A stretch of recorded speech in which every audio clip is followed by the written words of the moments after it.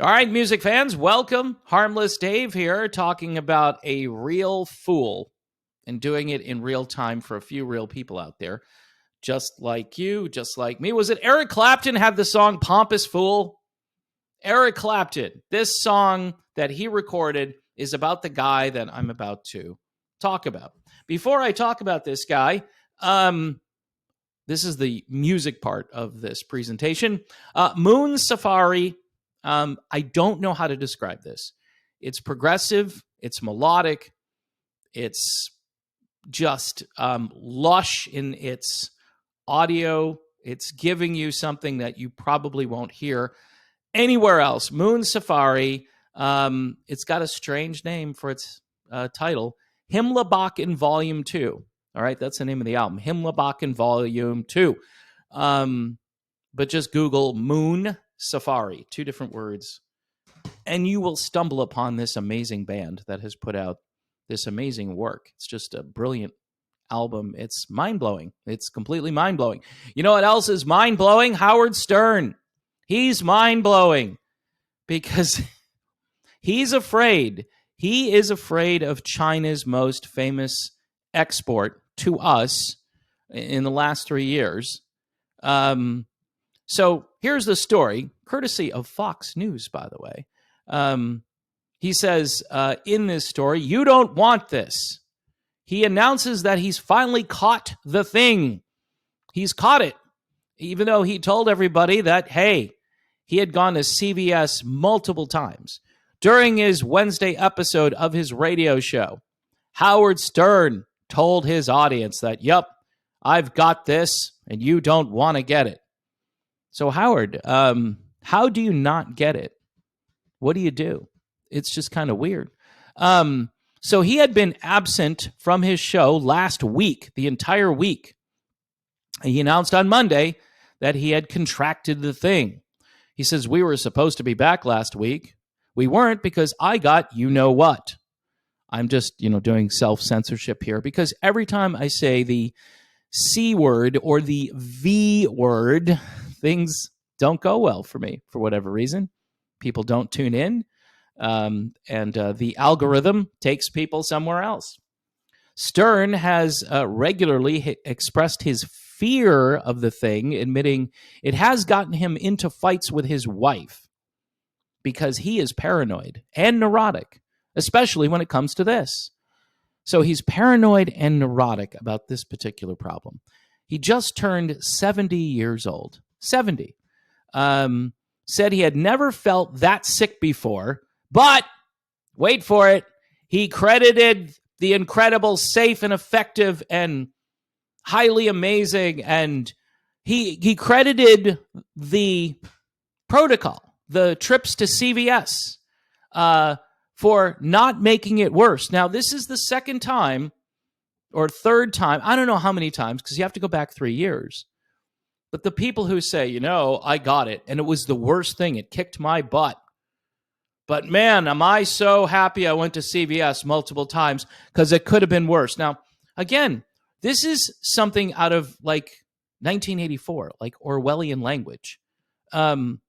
He goes, I just want to announce something. This is really bad, he said. You do not want to get this. Oh, bleep. And it's a word that begins with F and ends with UCK. You don't want to get this. You don't want to get it. And he got it. And he says, hey, it would have been worse if I didn't go and do the thing. How wacky is that when you're telling the world that it's the worst thing you've ever had, but yet it would have been worse? How do you know that?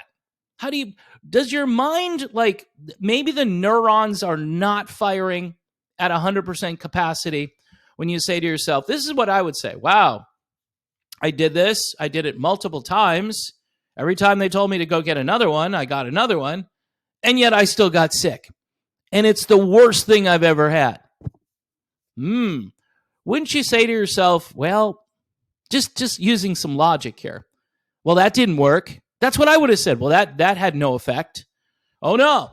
Again, because he's a spokesperson for whoever. And they probably still advertise on a stupid show. I know he's on Sirius XM, and it's a paid service, yada, yada. But generally speaking, he's definitely in bed with these people. I mean, talk about washed up radio personalities. I know everybody goes to Stern and grovels to him. Paul McCartney does these interviews, and Stern has a pretty decent knowledge of music, but he tends to talk in general terms to these people. He doesn't really ask them anything groundbreaking. It's all about, do you ever think of hitting Ringo in the head? It's like, how about you talk about, how was it to make Abbey Road anyway? What was that all about? Just ask some music related questions. It's always this salacious stuff that a lot of people will tune in for, and hence this is why Stern Stern made his living back in the day having women come on his show and take their clothes off and then describe to everybody what was happening. That's what he did, because I remember people were like, oh, I'm tuning into Stern today because he's going to be having this, Playboy bunny on there and she's going to disrobe and he's going to describe it. And that's the quality of entertainment. And it hasn't gotten any better. And his sidekick, who is obviously not a feminist, right? Robin, it's just like, and of course it's a paycheck. It's a paycheck. Yeah, I would have stayed there too because it's a paycheck. But then again, you could have gone on and done your own thing. Why did you have to stay with Stern? But, with one is another one. I mean, if he's making money, she's making money. If she has no conscience, and, she's okay with it. It's just bizarre to me. So there's this other link here, and I'm not going to click on it, but it says thing hysteria. Again, substitute the C word, word that begins with C and ends in VID, right? Blank hysteria turned Howard Stern into exactly the person he spent decades mocking. Oh my gosh. Yeah. And it look, for Howard Stern, because this is what he did. If you forgot, he previously advocated for this to be mandatory, that everybody has to get this, and has repeatedly referred to those who choose to forego as imbeciles and nut jobs. All right? Now, I called people morons at one time, and the media actually picked up on it because I said people were morons who were trying to force people to do this. He called me an imbecile and a nut job. So, hey, the insults flying back and forth. He also suggested on air that doctors and nurses should refuse to treat people who have not taken this stuff. Yeah. And I think it was Jimmy Kimmel did the same thing. You took the horse goo. Yeah, you can't come in here. Really? Do no harm, right? Remember, the medical community, it's supposed to be do no harm. Last year, Stern vented about people telling him to lighten up about it, stating he will be the one to have a strong case of it because he's older. And he's lucky that didn't happen. And lo and behold, whoever told him that, they were a prophet. They were a prophet. So Stern said at the time, everyone goes, don't worry, it's just a cold for me. It'll probably be way worse. You know what I mean? I mean, I'm the lucky one who will completely fall apart. Now, this guy just has an unreasonable fear. Anyway, they go on here. They don't go on too much longer with this because he's just basically restating all of his fears that he had. And quite honestly, I mean, I can't help a guy like that who's kind of lost his mind to some degree. And if I were guessing, now I have no proof whatsoever. I have zero proof. But if I were guessing, without any proof, just speculating, that there's possibly payments involved here. Like, you talk about this in the way we want you to talk about this, and, you can stay on and we'll give you more money, or someone will take you out to dinner, or whatever it is. Somebody from one of those companies who have been advocating for this super safe and effective product, they will take care of you one way or another. And that's kind of where we're at. And Stern doesn't need any of this. He's already made millions of dollars. Why does he need? He could be an outspoken critic of this. But no, Steve Perry called, what do you call Howard Stern? Big Bird. Steve Perry called him Big Bird. Oh, yeah, Steve Perry. There's a guy, right? Wonder how Steve Perry handled this. See, he's so reclusive that he doesn't have to do anything. Just he doesn't come in contact with very many people. So he's going to live to like 100 at least, because he's not. I don't know if that's true, but in any event, before I go, I'm sorry. I apologize for this video. I just get tired of these so-called important elite people telling others how to run their life. And then when karma hits them back, which that you want to call it karma, look, I give grace to all human beings. I mean, he could repent and change his points of view and move to a better place. He could repent of all that crazy stuff he did back in the 1990s, which actually he's been doing off and on, really. He hasn't really stopped.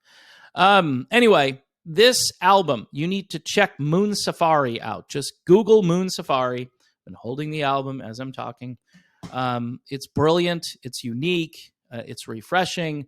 It's music, people. It's really good music. And the channel is still called The Real Music Observer, not the Real Howard Stern Critic. I was never inspired by Howard Stern. I had a lot of inspirations going back when I was younger. DJs in the Boston area, DJs locally where I lived in Massachusetts, who, I got to hang out with. And that was cool because I learned from people who were humble and decent and who were generous and who had, what do they call that? Good criticism, constructive criticism. So, yeah, you learn that you suck and then you try to suck less. That's basically what you try to do. That's your whole life. You suck, but try to suck less at some point. So anyway, thanks for watching, people. Please don't forget to subscribe to this channel. We are under attack by the algorithm, which has squashed me down to about half of what I used to earn from AdSense and whatever else is out there for me. It's pretty much just AdSense revenue and YouTube memberships, which are $2.99 per month if you sign up. I make many of the videos watchable to the YouTube members first. So that's a perk. I know I don't do a lot of extraneous stuff with members only videos. I've tried that a couple of times, and it just doesn't seem to be all that important or popular. So the early watching is the big privilege. Also, Patreon, if you want to send me messages, I'm getting more and more messages, but I also have more patrons than I had last month. So I'm hoping to continue to build that up. So Patreon, you can do $1 a month, $2 a month. If you like the content here, even if you don't like the content, you just feel sorry for me, which many people do. I know there are a lot of people that don't like me, and I apologize to them directly that you don't like me. I wish you liked me. Some days I don't even like me, so I completely get where you're coming from. Totally. And I will try to do better, all right? Whatever it is I'm doing wrong, that's why you should reach out to me over on Patreon. Tell me how bad I'm doing so I can address that with you, and then we can both move on together and live a happy life. All right. So there you have it, folks. Howard Stern, or as Steve Perry would say, Big Bird.